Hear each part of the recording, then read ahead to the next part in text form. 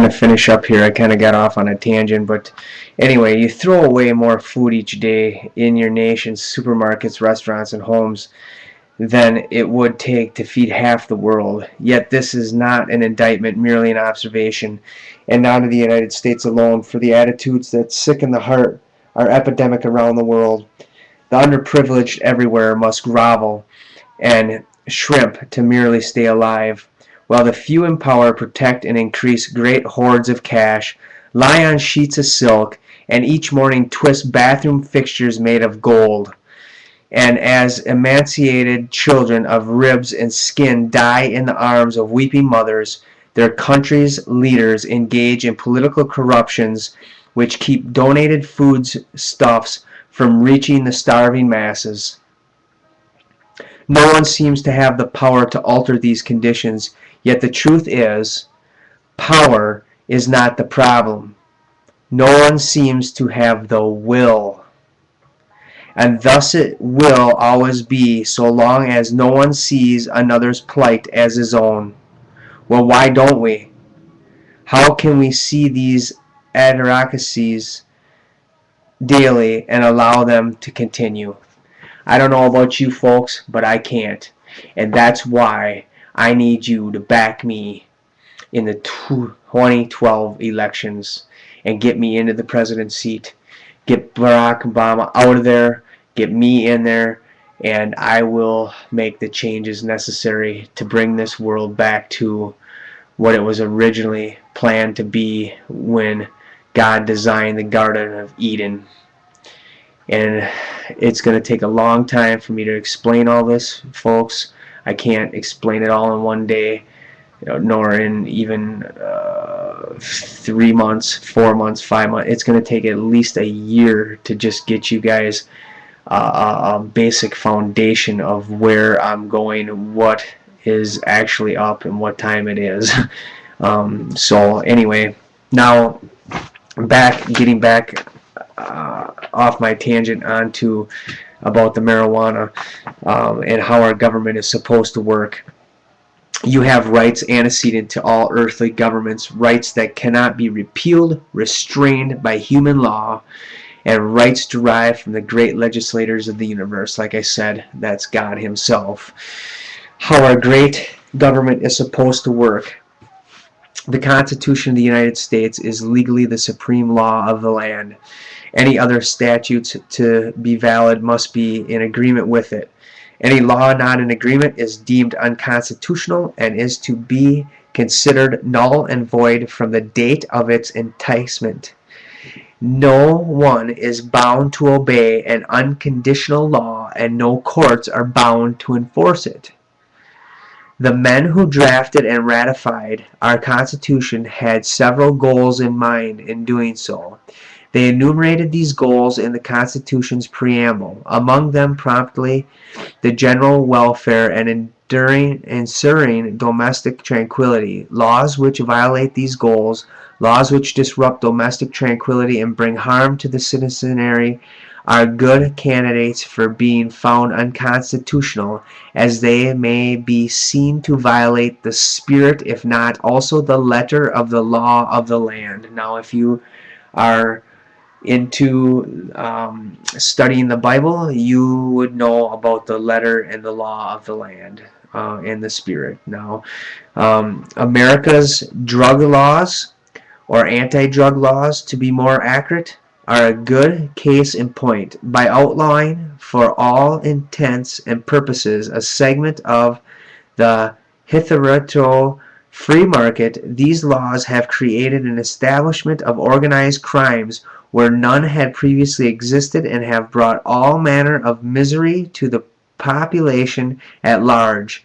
That these alleged laws violate the spirit of the Constitution there can be no dispute. In the paragraphs that follow, I shall attempt to show that they also violate the letter of our supreme law. When the Constitution was ratified, there were no government controls on the marketplace. The farmers thought it prudent to give the central government the power to set tariffs, and thus broadly regulate trade, but no provision was made for the types of marketplace meddling we endure. Commodities in the free market at the time of ratification were firearms. There were the most dangerous commodities in the world at the time, atomic bombs and such not having been invented yet. No one needed a government-issued permit to purchase, sell, or own a weapon, and our forefathers were determined that matters should stay that way.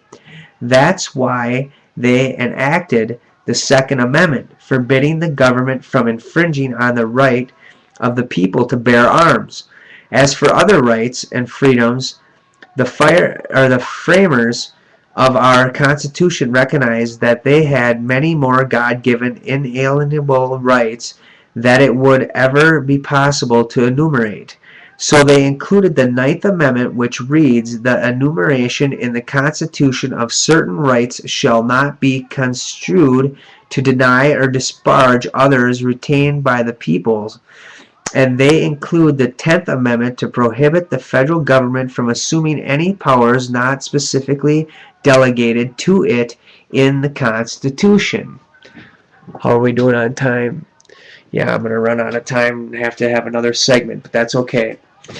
It is ironic that many of the men who ratified this historic document would today be put in jail by current marijuana laws, their families split apart, and their properties seized by federal bureaucrats and regulators and corrupt bounty hunters. Some, those who cultivate over 60,000 plants, would even face the death penalty under the new crime bill that President Clinton had promised to sign, all for just growing hemp, a staple crop and an agricultural pillar of America's early economy. If I could reach the ear of President Clinton, my advice to him would be this: forget this campaign promise. Please do not sign any crime bill until you know who the real criminals are. Whatever you do, don't sign any bills that would call for the electrocution of the likes of George Washington and Thomas Jefferson.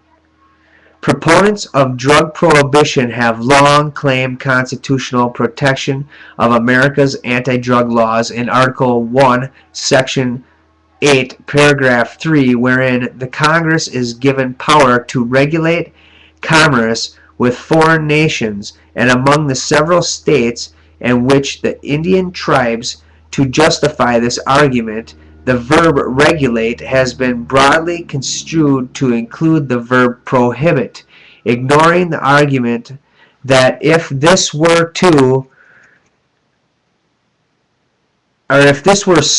the 18th Amendment to the Constitution establishing alcohol